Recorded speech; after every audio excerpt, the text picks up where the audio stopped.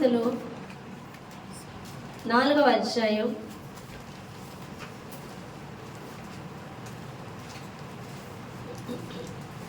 23వ వచనం. సామెతలు 4వ అధ్యాయం 23వ వచనం. నీ హృదయములో నుండి జీవధారలు బయలుదేరును, కాబట్టి అన్నిటికంటే ముఖ్యముగా నీ హృదయమును భద్రముగా కాపాడుకొనుము. హల్లెలూయా. నీ హృదయమును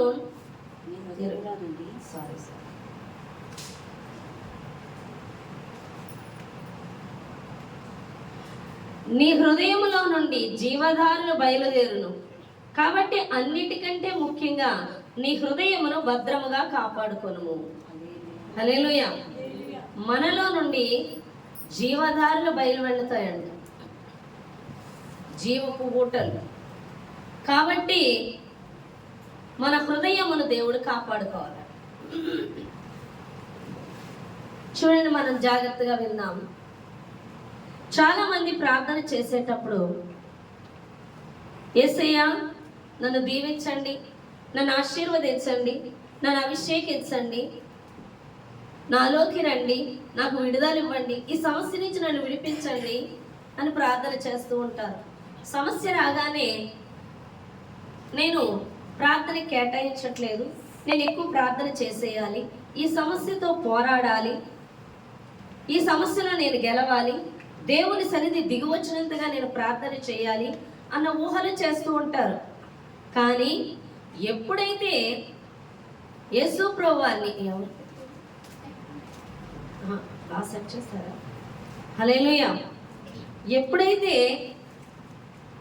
నువ్వు యేసయ్యను నమ్ముకుంటావో, రక్షణ తీసుకుంటావో, ఆయన నీలోకి వచ్చి ఉన్నాడు. నువ్వు ఆయన సొంత రక్షకుడిగా అంగీకరించినప్పుడు. పాత నిబంధనలో అయితే యేసు ప్రభువారు మోషేని దర్శించినప్పుడు కానీ, అబ్రహాముని దర్శించినప్పుడు కానీ, నేను నీతో వస్తాను, నీతో ఉంటాను అని వాళ్ళని దేవుడు ఏం చేశాడంటే ముందుకి నడిపిస్తూ, ఆయన శక్తితో, ఆయన బలముతో వారిని కాపాడుతూ వారికి విజయము దయచేస్తూ ఉండేవాడు. కానీ ఇప్పుడు దేవుడు శక్తితో నిన్ను నడిపించడం కాదు, ఆయనే నీలో ఉన్నాడు. ఎవరున్నారు? యేసయ్యే మనలో ఉన్నాడు. అర్థమవుతుందా? ఆనాడు మార్త అవిశ్వాసంతో ఉన్నప్పుడు సమాధిలో ఉన్న శవాన్ని నువ్వు నమ్మిక ఉంచితే చాలు దేవుని మహిమ చూస్తావని కుళ్ళిపోయిన శవాన్ని, లాజరును బయటికి లేపిన ఆ యేసు ఎవరిలో ఉన్నాడు? నీలో, నాలో ఉన్నాడు. హల్లెలూయా. అందుకే యేసు ప్రభువు వారు సమరయ స్త్రీతో యోహాను సువార్త 4వ అధ్యాయంలో ఏమని మాట్లాడుతున్నాడు?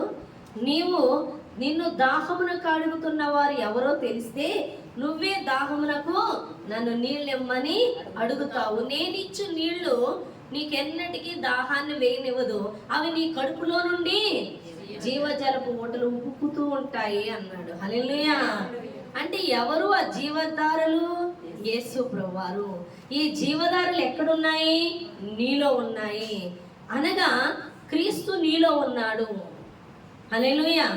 ఆయన నీలో ఉన్నప్పుడు నీవు నిశ్చయముగా మహిమతో నింపబడిన వ్యక్తివే. నీ ద్వారా ఆయన అద్భుతాలు చేయడానికి, నీ ద్వారా దేవుడు గొప్ప కార్యాలు చేయడానికి నిన్ను పాత్రగా ఆయన చేసుకొని ఉన్నాడు. కానీ నువ్వేం చేస్తున్నావంటే నీ హృదయాన్ని నువ్వు కాపాడుకొనక నీ హృదయాన్ని అనేకమైన వాటితో నింపేసుకుంటూ ఉన్నావు. దేవుడు వెలుగయ్యండి నీలోకి వచ్చి ఉంటే ఆ వెలుగు నీ జీవితానికి వెలుగుగా కాక చీకటిగా మార్చుకునేది ఎవరు అంటే మనమే. అది ఏ విధంగా ఉంటే మన హృదయపు తలంపుల ద్వారా అని దేవుడు మాట్లాడుతున్నాడు. అర్థమవుతుందండి? పాపం అంటే ఏదో పాపం చేయక్కర్లొద్దు, మన తలంపుల ద్వారానే పాపం చేస్తున్నాం. ఏం పాపము అంటే, పాత నిబంధనలో దేవుడు తోడేయండి నడిపించాడు. కొత్త నిబంధనకు వచ్చేసరికి యేసు ఈ లోకానికి వచ్చి అద్భుతాలు చేసి ఆయన దేవుని కుమారుడనని, మనందరి యొక్క విడుదల కొరకు వచ్చి ఉన్నానని, ఆయన చేయవలసిన పని చేసి ఆయన ఆదరణకర్తగా ఇప్పుడు మనలోకి వచ్చి ఉన్నాడు. హల్లెలూయా. యేసు ఈ లోకానికి వచ్చినప్పుడు చేసిన అద్భుతాలు, ఆశ్చర్యకార్యాలు, ఐశ్వర్యము సమస్తము కూడా మనతో ఉన్నాయి. కానీ అది గుర్తించలేనంతగా మహిమ మనలో నుండి విడుదల కానంతగా మన హృదయపు యొక్క పాపము ద్వారా మనం ఆ మహిమను మూసేస్తున్నాం. ఏ విధముగా అంటే చూడండి, నీవు ఎప్పుడైతే నిన్ను గూర్చిన తలంపులతో, నిన్ను గూర్చిన ఆలోచనలతో, నిన్ను గూర్చిన చింతతో నింపబడిపోతూ ఉంటావో అప్పుడు ఆ దేవుని యొక్క మహిమ, ఆ జీవధారలు బయటికి వెడలవు అని దేవుడు మాట్లాడు. హల్లెలూయా. హృదయం అంతా దేనితో నిండిపోతుంది? మనతోనే నిండిపోతుంది. మన సంగతి ఏంటి అని, మన సమస్యల గురించి అని, మన పిల్లల గురించి, మన భవిష్యత్తు గురించి, మన అప్పుల గురించి, మన సమస్యల గురించి, మనల్ని పొరుగువారు ఇలా అనుకుంటున్నారని, మనల్ని వీళ్ళు ఇలా అనుకుంటున్నారని, మనల్ని తక్కువ చేశారని, మనల్ని ఉన్నత స్థానంలో నిలబెట్టుకోవాలని, మనం ఏంటో ప్రూఫ్ చేసుకోవాలని అనేక విధమైన ఆలోచనలు చేస్తున్నప్పుడు అది చీకటిగా కమ్ముకొని ఆ వెలుగుని బయటికి రానివ్వకుండా, ఆ జీవపు దారులు బయటికి రానివ్వకుండా కమ్మేస్తున్నాయి. మీకు ఒకటి తెలుసా? దేవుడు నీలోకి వచ్చింది ఆయన మౌనం అయిపోయి నీలో పడుకోవడానికి కాదు. అర్థమవుతుందా? దేవుడు ఈ లోకంలో సంచరించడు. దేవుడు వచ్చేది ఎక్కడికంటే మనుషుల హృదయాల్లోకి. హల్లెలూయా. మనుషుల హృదయాల ద్వారా దేవుడు కార్యం చేస్తాడు. అందుకే ఒక వ్యక్తి యేసు ప్రభువారిని అంటారు, నేను నిన్ను వెంబడిస్తానంటే యేసు ప్రభువారు అంటారు, నక్కలకు బొరియలు ఆకాశ పక్షులకు నివాస స్థలములు ఉన్నాయి కానీ మనుష్య కుమారుడు తలవాల్చుకున్నట్టుకైనను చోటు లేదు అంటాడు. అంటే నీ హృదయంలో నాకు చోటు లేదు అని దేవుడు మాట్లాడుతున్నాడు. ఈరోజు మనుషుల హృదయాల్లోకి దేవుడు వచ్చేది ఎందుకు అంటే ఆయన మౌనంగా కూర్చొని పడుకోవడానికి కాదు. ఆయన ఎందుకు వచ్చి ఉన్నాడంటే నిన్ను ఒక పాత్రగా చేసుకొని ఆయన నీ నోటిని, నీ కళ్ళను, నీ చేతులను, నీ కాళ్ళను సమస్తము నిన్ను వాడుకోవడానికి ఆయన వచ్చి ఉన్నాడు. కాబట్టి ఆయనకు నువ్వేం చేయాలంటే నువ్వు అప్పగించుకోవాలి. ఈ లోకంలో అనేక మంది, కోట్ల మంది జనులు ఉన్నారు. కానీ దేవుడు నీ మీద ఉన్న అపరిమితమైన కృప, నీ మీద ఉన్న ప్రేమ నేను ఇక్కడికి నడిపించింది. ఎక్కడికెక్కడికో తిరగవలసిన నీవు, నరక ప్రాయుడు అవ్వాల్సిన నీవు, వాక్యమును గూర్చిన అవగాహనే, దేవుని గూర్చిన అవగాహనే లేనటువంటి నిన్ను ఆయన ప్రేమించి ఆయన జీవపు ఊటల యొద్దకి నిన్ను నడిపించాడు. ఆయన ఎవరో కలుసుకునేలా నిన్ను చేశాడు దేవుడు. హల్లెలూయా. మోషేని చూసినట్లయితే మోషే నీ దేవుడు కలుసుకున్నాడండి. హల్లెలూయా. ఎక్కడ కలుసుకున్నాడు? మండుచున్న పొద దగ్గర కలుసుకున్నాడు దేవుడు. హల్లెలూయా. అబ్రహాముని దేవుడు కలుసుకున్నాడు. యెహోషువని దేవుడు కలుసుకున్నాడు. అపోస్తలుడైన పౌలుని దేవుడు కలుసుకున్నాడు. హల్లెలూయా. ఈరోజు దేవుడు కూడా నిన్ను కలుసుకోవాలనుకుంటున్నాడు. కానీ దేవుడిని నీ చింత ద్వారా ఆయన్ని కలుసుకోకుండా నీవు నీ చింతలతోనూ ఈ లోక బంధకాలతోనూ బంధింపబడిపోయి ఉన్నావు. హల్లెలూయా. నీ చింత, నీ బాధలు ఇంకా అవే తప్ప ఏ మాత్రం కూడా దేవుని నువ్వు కలుసుకుంటం లేదు. దేవుని నీ ద్వారా ఆ జీవపు ఊటలు బయటికి వెళ్ళనివ్వటం లేదు. నీ ఆలోచనలతో దాన్ని కమ్మేస్తున్నావని దేవుడు మాట్లాడుతున్నాడు. దేవుడు మనలో పూర్తిగా నేను అనేది చచ్చిపోయి మనం పూర్తిగా ఆయనకు అప్పగించుకుంటేనంట మనం అంత మహిమతో నింపబడిపోతాం. ఎంత మహిమతో నింపబడిపోతామంటే చూడండి, అపోస్తలుడైన పౌలు కానీ పేతురు వాళ్ళు వెళుతూ ఉంటే వాళ్ళ నీడ పడితే చాలు రోగులు స్వస్థపడ్డారు. వారి వస్త్రపు చెంగు ముట్టుకుంటే చాలు వాళ్ళ మీదకి అభిషేకం దిగేది, వాళ్ళు స్వస్థపడ్డారు. వాళ్ళు ప్రార్థనలు చేస్తే స్వస్థపడ్డారు. ఎందుకు వాళ్ళు అంత త్వరగా దేవుని మహిమ వారిలో నుంచి బయలు వెళ్ళి అక్కడ అద్భుతాలు జరుగుతున్నాయి అంటే కారణము వాళ్ళు అనేది లేదు. వాళ్ళ కొరకైన చింత లేదు, వాళ్ళకున్న ఐహిక విచారాలు వాళ్ళకి లేవు. పూర్తిగా వారు దేవునికి అప్పగించుకున్నారు. హల్లెలూయా. పూర్తిగా ఈ దేహాన్ని దేవునికి అప్పగించుకొని ఈ దేహము ద్వారా దేవుని మహింపరచడానికి, ఆయన మహిమతో నింపుకోవడానికి ఈ పాత్రను అప్పగించుకున్నారండి. హల్లెలూయా. చాలా మంది పాడుతూ ఉంటారు, ఇదిగో దేవా నా జీవితం ఆపాదమస్తకం నీకంకితం అంటారు. మొత్తం అంకితం చేసేసి ఏం అంకితం చేస్తారు? నోరుని అంకితం చేస్తారా? హృదయపు తలంపులు అంకితం చేస్తారా? కళ్ళను అంకితం చేస్తారా? ఈ కళ్ళు ఫోన్లోనే ఉంటాయి, ఈ చెవులు చెడ్డ మాటలు వినడానికే ఉంటాయి, లోకపు మాటలు వినడానికే ఉంటాయి, ఈ నోరు లోకపు మాటలు మాట్లాడడానికే ఉంటుంది, ఈ కాళ్ళు లోకం వెంబడి పరుగులెత్తడానికి ఉంటుంది, ఈ చేతులు లోక పనులు చేయడానికే ఉంటున్నాయి. అందుకే ఈ యొక్క దేహము మహిమపరచబట్టలేదు, మహిమతో నింపబట్టలేదు అని దేవుడు మాట్లాడుతున్నాడు. హల్లెలూయా. లోకములో ఎంతమందిని కాక నిన్ను కోరుకొని గర్భంలో రూపింపబడక ముందే నేను ఏర్పరచుకొని నేను ఇక్కడికి ఎందుకు నడిపించాడు దేవుడు? ఒకసారి ఆలోచించు ఆయన ప్రేమను. ఆయన ప్రేమను ఆలోచిస్తే, నేను రాత్రి కాలం ముందు ప్రార్థన చేస్తున్నప్పుడు ఒక్కసారిగా మోకాళ్ళు వేసినప్పుడు నాకు ఎంత ఏడుపు వచ్చిందో. ఒకసారి నీ తల్లిని దృష్టిలో పెట్టుకో, నీ తండ్రిని దృష్టిలో పెట్టుకో, లేదా నేను ప్రేమించిన వారిని దృష్టిలో పెట్టుకో. నీ కోసం వాళ్ళు ఏదైనా తెస్తూ పడిపోయి వాళ్ళ కాళ్ళు చేతులు నలిగిపోతే నువ్వు ఎంతగా ఏడుస్తావు?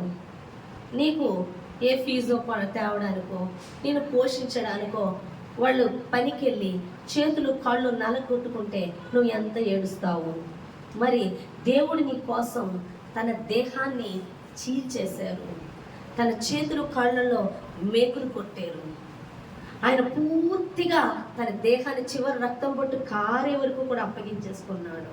ఎవరి కోసం? ఒక్కసారైనా ఆలోచించావు ఆయన ప్రేమను?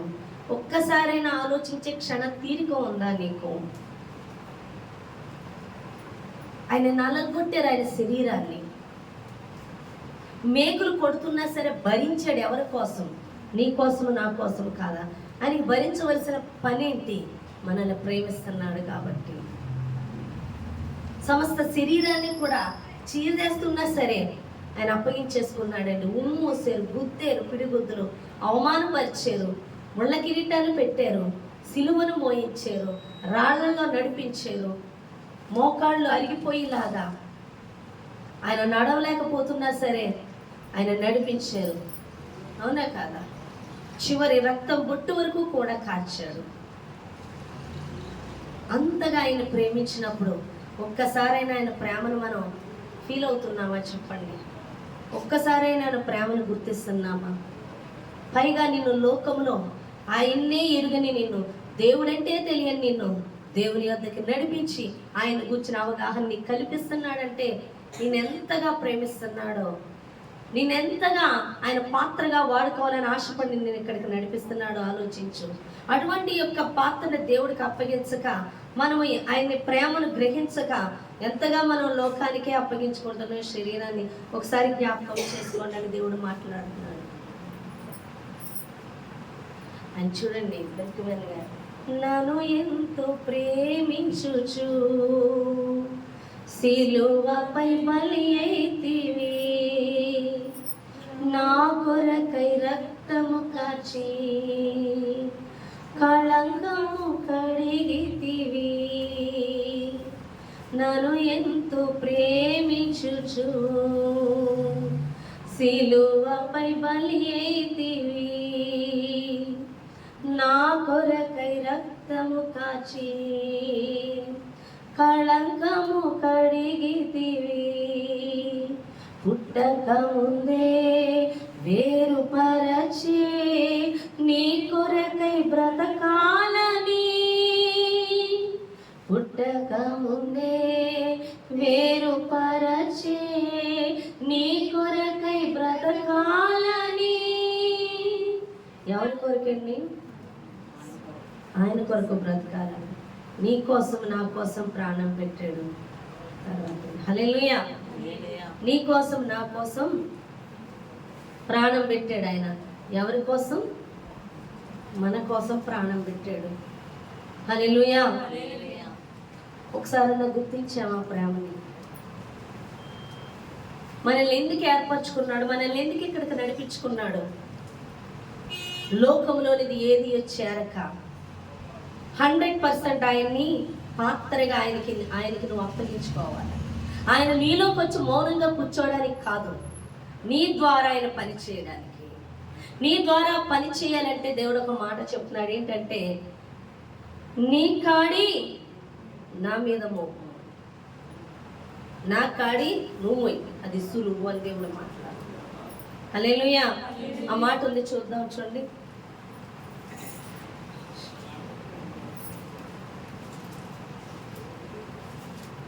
మత్తయి సువార్త 11:29. మత్తయి సువార్త 11:29. నేను సాత్వికుడును, నేను మనసు గలవాడును కనుక మీ మీద నా కాడి ఎత్తుకొని నా యొద్ద నేర్చుకునేది, అప్పుడు మీ ప్రాణములకు విశ్రాంతి దొరుకుతుంది. నేను సాత్వికుడును, దీన మనసు గలవాడును కనుక మీ మీద నా కాడి ఎత్తుకొని నా యొద్ద నేర్చుకొనుడి, అప్పుడు మీకు మీ ప్రాణములకు విశ్రాంతి దొరుకును. హల్లెలూయా. కీర్తన 55:22.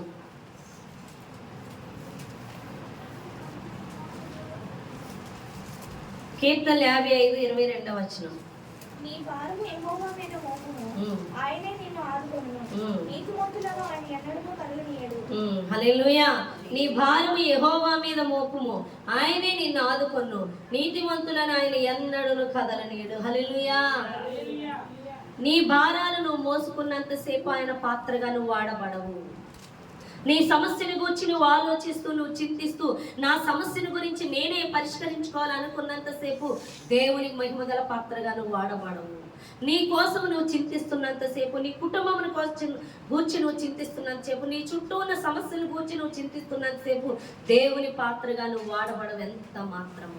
నీ గురించి అనేది ఆలోచన చేస్తున్నంతసేపు నువ్వు వాడబడవు దేవునికి మహిమగల పాత్రగా. నీ భారాలు, నీ చింతలు, నీ భారాలు, నీ చింతలు, నీ భారాలు, నీ చింతలు ఎక్కడ ఉండాలి? ఆయన మీద ఉండాలి. హల్లెలూయా. నీ చింత నీవే, నీ భారం నీవే, నీ సమస్య నీవే,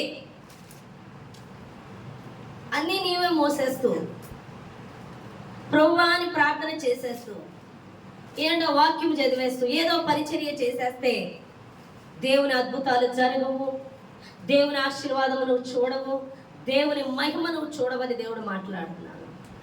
సంబంధం ఉండదు, వాక్యము చదివేది సంబంధం ఉండదు, ప్రార్థన చేసేది సంబంధం ఉండదు, ఆలోచనలు చేసేది సంబంధం ఉండదు, ప్రవర్తించేది సంబంధం ఉండదు. నీకెప్పుడో వేదన కలిగినప్పుడు వాక్యం చదవచ్చు, నీకెప్పుడో సంతోషం కలిగినప్పుడు ఆరాధన చేసుకోవచ్చు, నీకెప్పుడో చెయ్యాలనిపించినప్పుడు పరిచర్య చేయొచ్చు. కానీ అది కాదు, దేవునికి అప్పగించుకుంటే ఆయన మొదలెడతాడు నీ ద్వారా పరిచర్యను. నువ్వు మొదలెట్టడం కాదు, నీకు ఇంట్రెస్ట్ ఉన్నప్పుడు నువ్వు మొదలెట్టడం కాదు, నీకు ఇంట్రెస్ట్ ఉన్నప్పుడు నువ్వు పని చేయడం కాదు. ఆయనకు అప్పగించుకుంటే ఆయన చేస్తాడు పరిచర్య, ఆయనకు అప్పగించుకుంటే ఆయన మోస్తాడు నీ భారము, ఆయనకు అప్పగించుకుంటే ఆయన తీస్తాడు నీ చింత యావత్తు. మోయలేని బరువులన్నీ నీ మీద మోసేసుకుంటూ నువ్వు చేసే ప్రార్థనకు అర్థం లేదు, నువ్వు చదివే వాక్యానికి అర్థం లేదు. నువ్వు పూర్తిగా దేవునికి అప్పగించుకోవాలి. హల్లెలూయా. మోషే మండుచున్న పొద దగ్గర యేసు ప్రభువుని కలిసాక దేవుని కాడి మోయడం మొదలు పెట్టాడు. అంతవరకు కూడా మోషే దేవుని కొరకు వెతికిన వారిగా ఉన్నాడు. అబ్రహాము దేవుడు మాట్లాడేంత వరకు చింత కలిగి ఉన్నాడు, బాధ కలిగి ఉన్నాడు, తనకు బిడ్డల కోసం ఎంతగానో వెతికి ఉన్నాడు. ఏ విధంగా నేను దేనికి మొక్కితే ఎలాగ ఉంటే నాకు బిడ్డలు కలుగుతారని. కానీ దేవుడు దర్శించిన తర్వాత దేవుని యొక్క భారము దేవుని కాడి మోయడం మొదలు పెట్టాక తన యొక్క భారము దేవుని మీద పూర్తిగా విడిచిపెట్టి అన్నాడు. హల్లెలూయా.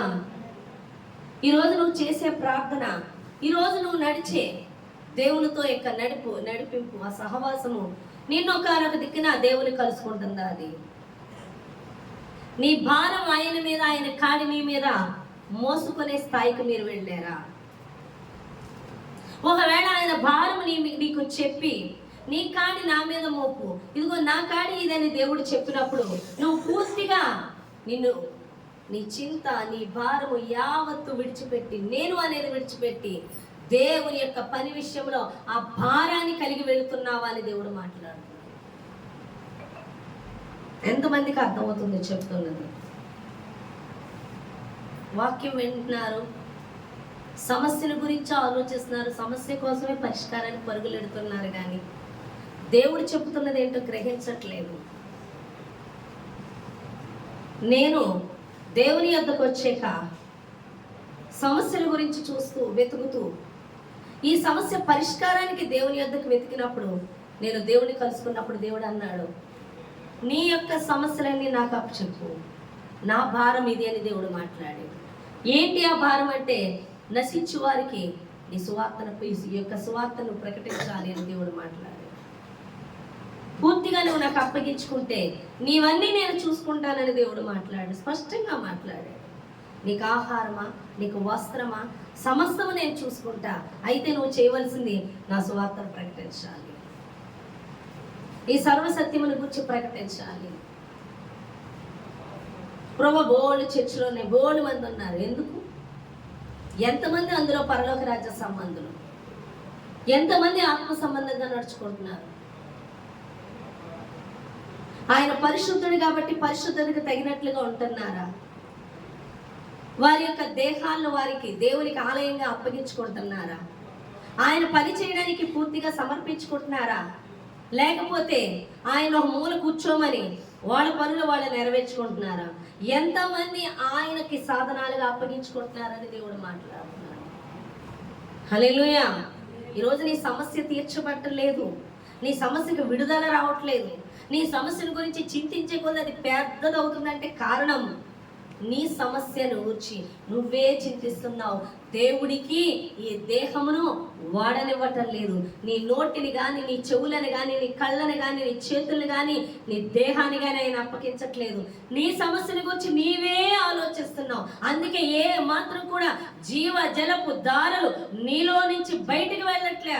నీ హృదయాన్ని నీ యొక్క సమస్యలతో, నీ యొక్క బాధలతో, ఈ లోకముతో, ఈ మనుషులతో, సమస్తమైన వాటితో నింపేసుకొని జీవజలపు దారులు బయటికి ఉమ్మకనంతగా నువ్వు మూసివేస్తున్నావని దేవుడు మాట్లాడుతున్నాడు. అందుకే దేవుని మహిమ నీలో నుంచి బయలు వెళ్ళట్లేదు. దేవుడు నీలో ఉన్నాడు, యేసు ప్రభువారు నీలో ఉన్నారు, నీతో ఉన్నారు, నీ చుట్టూ కమ్ముకొని ఉన్నారు ఆయన. ఎందుకంటే ఆయన ఎక్కడుంటారు? ఆయన మహిమ అక్కడ ఆవరించి ఉంటది. నువ్వు ఉన్న చోట ఆయన మహిమ ఉన్నప్పుడు ఖచ్చితంగా నీ చుట్టూ ఉన్న వాళ్ళకి విడుదల కలుగుతుందని దేవుడు మాట్లాడు. ఎందుకు విడుదల కలుగుతుంది అంటే, చాలా మంది దేవుని యొద్దకు వచ్చి, దేవునిలోకి వచ్చి బాప్తిజం తీసుకొని పరిశుద్ధాత్మ అందుకొని కూడా సాతానాను శోధించి అట్లే సాతానాను బాధలు పెడుతున్నాను. సాతాను ఎప్పుడో ఓడిపోయింది, ఎప్పుడో దాని తల చితక్ కొట్టి అన్నాడు యేసు ప్రభువారి సిలువలో. అది యేసు ప్రభువారు అంటే భయపడి చేస్తుంది అది. ఎందుకంటే సేన అనే దెయ్యాలని కలిగిన ఒక వ్యక్తి అంటాడు, యేసు మాతో నీకేం పని? ఆ ఊరు వచ్చినప్పుడు నన్ను అప్పుడే మాకు ఇంకా సమయం రాలేదు, మమ్మల్ని పాతాళానికి పంపించొద్దు, ఇదిగో ఆ పందుల గుంపులో పంపించమని వేడుకుంటుంది. భయపడిపోతుంది యేసు ప్రభువారు వస్తే. ఆ ప్రాంతంలో ఉండలేక, పాతాళానికి వెళ్ళిపోలేక, అదిగో ఆ పందుల గుంపులోకి పంపించి అక్కడికి సెలవి. చూడు ఎంత భయపడిపోతుందో సాతాను.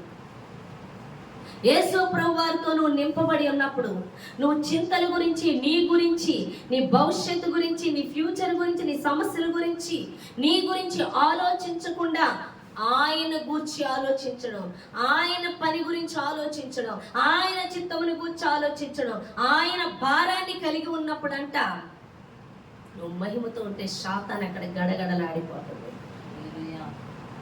ఆ ప్రాంతాన్ని, ఆ మనుషులు విడిచిపోవలసిందే. హల్లెలూయా. నువ్వు బంధింపబడుతూ సాతాన్ని బంధించలేవు. అనేక ఆలోచనలు కలిగి నువ్వు బంధింపబడుతూ నువ్వెంత బంధించిన సాతాను అక్కడి నుంచి కదలదని దేవుడు మాట్లాడుతున్నాడు. నీకు అర్థమవుతుందా? పూర్తిగా సంపూర్తిగా దేవునికి అప్పగించుకోవాలి. ఆయన ఎలాగ ఈ దినాన్ని నడిపించుకోవాలనుకుంటున్నాడు, ఏ విధంగా నీ నోటిని. అంతేకాదు, మనం ప్రార్థన చేసినప్పుడు మనం ప్రార్థన చేస్తూ ఉంటాం. చాలా మంది కన్నీటి ప్రార్థన చేస్తారు. దేని కొరకు ఆ కన్నీరు? వాళ్ళ సమస్యల గురించి ఆ కన్నీరు. అటువంటి ప్రార్థనకి పరిష్కారం ఉండదు. ఎంతసేపు సమస్యలు అంటే అటువంటి ప్రార్థనలకు ఆత్మలకు విడుదల రాదు. నీ సమస్యల గురించి, నీ కలుగుతున్న శ్రమల గురించి కాదు కన్నీరు కార్చడం. యేసు ప్రభువు వారే నీలో ఉన్నప్పుడు ఆశీర్వాదం ఉంది, ఐశ్వర్యం ఉంది, అన్నీ ఉన్నాయి. మరి ఎందుకు కన్నీరు కార్చి ప్రార్థన చేయాలి అంటే ఈ రక్షణ అనేకులకు కలగడం లేదు. వారి కలిగి ఉన్న దురాత్మల నుంచి వాళ్ళకి విడుదల కలగట్లేదు, వారికి కృప కలగట్లేదు. వారి మీద కృప కనికరము తెచ్చమని, కృప తెచ్చమని మన కన్నీటితో ప్రార్థన చేయాలి, మన కన్నీటితో విజ్ఞాపన చేయాలి. అందుకొరకు మనం కన్నీరు కార్చాలని దేవుడు మాట్లాడుతున్నాడు. అర్థమవుతుందా? హల్లెలూయా. మనకున్న సమస్యల గురించి మనం ఏడవనవసరం లేదు. నీకున్న సమస్యల గురించి నువ్వు ఏడుస్తున్నావు, ఆందోళన చెందుతున్నావు, నువ్వు భయపడుతున్నావు అంటే జీవం కలిగిన దేవుడు నీలో ఉన్నాడు. ఆయన మహిమను విడుదల చేస్తే ప్రతి సమస్య నుంచి పరిష్కారం ఉందన్న జ్ఞానం నీకు లేదు. హల్లెలూయా. ఆయన నీలో ఉన్నప్పుడు ప్రతి ఆశీర్వాదం నీ ఉందని గ్రహించినప్పుడు నీకన్నా నీ కోసం ఆయన ఎక్కువ ఆలోచిస్తున్నాడు. నువ్వు ఉన్నత స్థానానికి వెళ్ళాలన్నా వెళ్ళలేవు. ఒకవేళ నువ్వు ఉన్నత స్థానానికి వెళ్ళాలన్నా నీకు ఒక బోర్డర్ ఉంది, అంతవరకే. కానీ నీవు ఊహించని స్థలముల వరకు దేవుడు నడిపించగలడు. కాబట్టి పూర్ణముగా దేవునికి నువ్వు అప్పగించుకోవాలి, పూర్తిగా దేవునికి అప్పగించుకోవాలి. నీవు మహిమతో నింపబడిపోవాలి. దేవుడు ఏ విధంగా నిన్ను నీ పాత్రను వాడుకోవాలనుకుంటున్నాడు, నీ ద్వారా కదలాలనుకుంటున్నాడు, ఆయన్ని కదలనివ్వాలి, ఆయనకు అప్పగించేసుకోవాలి. అప్పుడే దేవుని అద్భుతాలు, ఆశ్చర్యాలు చూస్తాము. హల్లెలూయా. చూడండి, ఒక మాట చెప్తున్నాడు అపోస్తలుడైన పౌలు.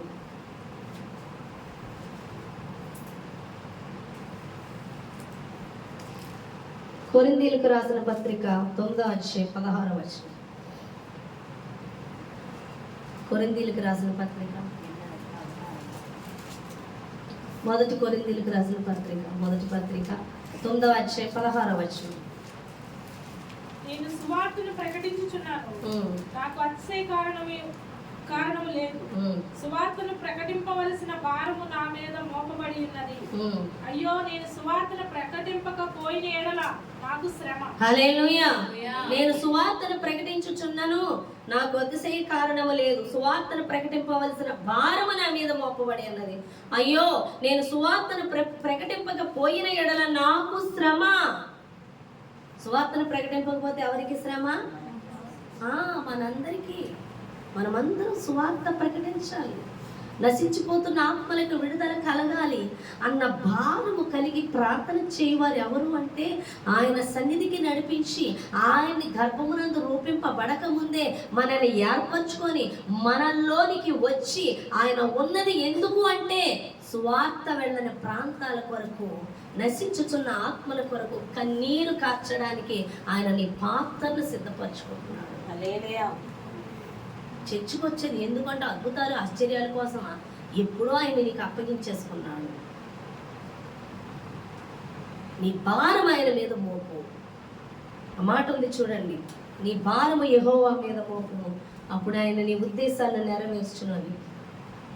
సామెతలు 16:3 వచనం. సామెతలు 16:3 వచనం. నీ పనుల భారము యెహోవా మీద ఉంచుము, అప్పుడు నీ ఉద్దేశములు సఫలమవును. హల్లెలూయా. నీ ఉద్దేశములు సఫలమవ్వాలంటే నీ భారం అంతా ఎవరి మీద ఉంచాలి? నీ భారం యెహోవా మీద ఉంచాలి. ఆయన భారము నువ్వు కలిగి ఉండాలి. ఆయన భారం ఏంటి? నశించుదాన్ని వెతికి రక్షించడం, సువార్త ప్రకటించడం, తండ్రిని మహిమపరచడం, దేవుని రాజ్యాన్ని కట్టడం, తండ్రి యందు ఉన్న కుమారునికి తండ్రి యందు ఉన్న విశ్వాసాన్ని బట్టి అద్భుతాలు ఆశ్చర్యాలు కలిగించడం. అదే కుమారుడు నీలో నాలో ఉన్నాడు. ఆయన తండ్రి యందు ఉంచిన విశ్వాసము ద్వారా ఈ భూమి మీద అద్భుతాలు జరుగునట్లుగా మనము పూర్తిగా ఆయనకి అప్పగించుకోవాలి. మన భారం ఆయన మీద మోపాలి, ఆయన భారం మనం కలిగి ఉండాలి. అప్పుడే నీ భారానికి విడుదల. ఆయన భారం మనం కలిగి ప్రార్థించున్నప్పుడు, మనం సువార్త ప్రకటించాలన్న భారం కలిగి ఉన్నప్పుడు నీ సమస్యలకు పరిష్కారం ఆయన చూసుకుంటాడు. హల్లెలూయా. నీ సమస్యలు నీ చేతిలో ఉంచుకొని నువ్వు ఏ భారంతో ప్రార్థన చేస్తున్నావు, నువ్వు ఎంత ప్రార్థన చేస్తున్న ఆత్మలకు విడుదల కలగట్లేదు. కారణం భారం, నిన్ను గూర్చిన భారం, నిన్ను గూర్చిన చింత. లోకంలో మనుషులందరినీ చూసి వాళ్ళు ఏదో బాగుపడిపోతున్నారు, వాళ్ళు ఏదో ఉద్ధరించేస్తున్నారు, మనము ఏదోటి అయిపోవాలని ఆలోచించే ఆలోచన. నువ్వు యెహోవా చేతిలో ఉన్నావన్న సంగతి జ్ఞాపకం ఉంచుకో. నువ్వు ఏ భారం మోయాలి అన్నది జ్ఞాపకం ఉంచుకో. అది క్రమము అని దేవుడు మాట్లాడుతున్నాడు. వచ్చేది ఎందుకో తెలీదు, ప్రార్థన చేసేది ఎందుకో తెలీదు, ఇచ్చిన దాన్ని ఎందుకు అడుగుతున్నామో తెలియట్లేదు, పొందుకున్న దాన్ని ఇవ్వు ఇవ్వు ఇవ్వు అంటూ గుడ్డోళ్ళిగా ఎందుకు వెతుకుతున్నామో తెలియట్లేదు. ఇంకా నువ్వు నేను ఆశీర్వాదం పొందుకోవాలంటే ఇందులో మునగాలి, అందులో మునగాలి, అలా మోకాళ్ళు వేసేది, ఇలా మోకాళ్ళు వేసేది, అలా చేసేది, ఇలా. ఆయన ఎప్పుడో నీలో ఉన్నాడు. హల్లెలూయా. ఆదరణకర్త నీ యొద్దకు పంపించి ఉన్నాడు. ఆయన నీలో నుండి ప్రభావంగా పని చేయాలంటే నీ భారం ఆయన మీద మోపు, ఆయన కలుసుకో. ఆయన ఏ భారం నీలో మోపుతున్నాడో దాని కొరకు ప్రార్థించు. పౌలు అంటున్నాడు, అయ్యో సువార్త ప్రకటించడంలో నాకు అతిశయ కారణం ఏం లేదు, అది పెద్ద విషయం కాదు, నేను అది ప్రకటించవలసి ఉన్నది. సువార్త ప్రకటించని ఎడల నాకు శ్రమ అని దేవుడు మాట్లాడుతున్నాడు. ఇది ప్రతి ఒక్కరితో దేవుడు చెప్తున్న మాట. హల్లెలూయా. నిన్నెందుకు ఎన్నుకున్నాడు, నిన్నెందుకు ఇక్కడికి నడిపించాడు, నిన్నెందుకు ఆయనతో నింపాడు, నీ కొరకు ఎందుకు ప్రాణం పెట్టాడు, నీ కొరకు ఎందుకు రక్తము కార్చాడు, నేను ప్రేమించాడు కాబట్టి. హల్లెలూయా. నేను లోకం నుండి ప్రత్యేకపరుచుకుంటున్నది ఎందుకు? నీలో ఆయన ఉండడానికి, నీ దేహము ద్వారా ఆయన్ని మహింపరచుకోవడానికి, నీ ద్వారా ఈ భూమి మీద దేవుని మహింపరచాలని. ఆ మహిమను బయటికి వెళ్ళనివ్వకుండా నీ చింత, నీ భారము, నువ్వు, నీ సమస్య, నీ కుటుంబము, నేను నేను నేను నాది అనేదంతా నువ్వు ఎంత నింపబడి ఉంటావో అంత దేవుని మహిమ బయలు వెళ్ళదు. భారము దానికోసం ఉండదు, దేవుని కోసం, నీ కోసమే ఉంటుంది భారము. ఆ ప్రార్థనకి వెళ్ళినట్టుకి సమాధానము రాదు. నీ భారము ఆయన మీద. ఒకనొక దినాన దేవుడు నన్ను దర్శించి ఆయన భారము నాలో పెట్టాడు, నా భారము నేను ఆయన మీద మోపాను. ఈరోజు నువ్వు దేవుడిని కలుసుకోవాలి. నువ్వు ఆయన భారాన్ని మోసిన వ్యక్తిగా నీ భారాన్ని పూర్తిగా ఆయనకు అప్పగించాలి. ఆయన భారము నువ్వు మొదలు పెట్టాలి. నువ్వు చేసే ప్రతి పని ఆయన మహింపరచడం కోసమే. నువ్వు తిన్నా, నువ్వు పడుకున్నా, నువ్వు లేచినా, నువ్వు మాట్లాడినా, నువ్వు ఎక్కడికి వెళ్ళినా, నువ్వు ఏది చేసినా ఆయన మహిమార్థమై ఉండాలి తప్ప నీది అనే బంధంకు నువ్వు కనబడకూడదు. నీ ఇష్టం అనేది కనబడకూడదు, నీ కొరకు అనేది కనబడకూడదు. నువ్వు వెళుతున్నావు ఎక్కడికన్నా దేవుడి మహిమార్థమై వెళ్ళాలి. దేవుడు వెళ్ళమంటే వెళ్ళాలి. నీ కోసం వెళ్తున్నావా, ఇంకా నువ్వు బంధింపబడే ఉన్నావు నీలో. లేదా దేవుని కొరకు ఒక ఆత్మను సంపాదించుకోవడానికి వెళ్తున్నావా, అది దేవుని మహిమార్థమై వెళ్తున్నావు, అది దేవుని మహిమార్థమై చేస్తున్నావు. ఈరోజు ఉదయం లేచిన కాంచి రాత్రి వరకు నీ కోసమే ప్రతిదీ చేసుకుంటున్నావా, నీ ద్వారా దేవుడు మహిమపరచబడడు. యేసు ప్రభువారు ఇద్దరిద్దరుగా తన శిష్యులు పంపించాడు. పంపించినప్పుడు ఏమని చెప్పాడు? మిమ్మల్ని ఎవరి దగ్గర ఎవరు చేర్చుకుంటారో వాళ్ళ దగ్గర మీరు అక్కడే ఉండండి, అక్కడే సమృద్ధిగా తినండి. హల్లెలూయా. తర్వాత ఏం చెప్పాడు? రోగులను స్వస్థపరచమన్నాడు, దెయ్యాలను వెళ్ళగొట్టమన్నాడు. ఇంకోటి ఏం చెప్పాడు? దేవుని రాజ్యం సమీపించి ఉన్నదని చెప్పమన్నాడు. హల్లెలూయా, అవునా కాదా? చక్కగా మనం వెళ్తాము, తింటాము, కానీ స్వస్థతలు ఉండవు, అక్కడ దయ్యాలు వెళ్ళగొట్టడం ఉండవు, సువార్త ప్రకటించడం ఉండదు. ఆయన శిష్యులు పూర్తిగా ఆయన పని మీద వెళ్ళారు కాబట్టి అక్కడ స్వస్థతలు వచ్చాయి. ఆయన మహిమార్థమై వెళ్ళారు కాబట్టి అక్కడ అద్భుతాలు జరిగాయి. ఈరోజు నీ పని నిమిత్తం వెళ్ళి, మెయిన్ కారణం నీ పని నిమిత్తం వెళ్ళి అక్కడ సువార్త ప్రకటిస్తాను, ఎంత మహిమగల కార్యం కూడా అక్కడ జరగదు. కొంచెం కూడా చెవియగరు, ఎందుకంటే అక్కడ నీది ప్రథమ స్థానం ఉంది, నీవు అనేది బ్రతుకుంది కాబట్టి అక్కడ ఏ పని జరగట్లేదు. నువ్వు వెళ్ళేదే దేవుని పని కోసం వెళ్ళాలి, దేవుని మహిమ పరచడానికి వెళ్ళాలి, సువార్త ప్రకటించడానికి వెళ్ళాలి, దేవుని ఉనికిని బయలుపరచడానికి వెళ్ళాలి, నీ పని నిమిత్తం వెళ్ళడానికి కాదు. ఈరోజు ఎంతగా నేను అనేది చేసుకుంటే అర్థం నీ ఎడల కార్యాలు చూడలేకపోతున్నావు. ఎందుకంటే ఆయనే నీలో ఉండి కార్యాలు చేయాలనుకున్నా నువ్వు అనే దాంతో బంధించేస్తున్నావు. ఏ రోజన్నా వాక్యం ఆయన కోసం, ఆయన ప్రేమ కోసం వాక్యం చదివావా? ఏ రోజన్నా ఒక రాత్రి నిద్ర కాలము దేవుడి సన్నిధిలో గడిపేవా? ఆయన సువార్త ప్రకటించావా? ఆయన కోసం బహిరంగంగా బైబిల్ పట్టుకొని తిరిగేవా? నేను వెళ్తున్నది చర్చికి అన్నావా? నీ బంధువులు వస్తున్నప్పుడు వద్దు, ఈరోజు నా దేవునికి నేను ఇవ్వాల్సిన సమయం, ఇది ప్రార్థనా సమయం, నాకు దీనికన్నా ప్రార్థన ముఖ్యం, నాకు దీనికన్నా సువార్త ప్రకటించడం ముఖ్యం, నేను ఉన్నది క్రీస్తు కోసమే అన్నంతగా దేవుని కోసం నిలబడ్డావా? నువ్వు దేవుని మహిమ పరచట్లా. నేను నా పనులు, నా భారము, నా చింత అని మూసివేస్తూ ప్రభువా దీవించు, ఇంకెప్పుడు దీవిస్తావయ్యా అంటే ఆయన ఎప్పుడో దీవించి ఉన్నాడు, ఆ దీవెన నువ్వే ఆపేసుకుంటున్నావని దేవుడు మాట్లాడుతున్నాడు. హల్లెలూయా. చూడండి, మనకి మంచినీళ్ళ ట్యాంక్ ఉంటుంది, అవునా కదా? అక్కడ ట్యాంకులో నీళ్ళు వదిలేస్తాడు. పంపులు మన ఇంట్లోకి రావట్లేదంటే కారణం నీ మోటార్ అయినా చెడిపోయి ఉండాలి, నీకు వచ్చే పైప్ లైన్ అయినా చెడిపోయి ఉండాలి, నీ ఇంట్లో పైప్ అన్నా చెడిపోయి ఉండాలి. అంటే ప్రాబ్లం నీది. ఆయన ఎప్పుడో ఇచ్చి వేసి ఉన్నాడు, ఆయన జీవ జలపు దారులు ఎప్పుడో ఇచ్చి వేసి ఉన్నాడు. ఆపుకునేది నీవే. నీ చెత్తతో నువ్వు ఆపేస్తున్నావు,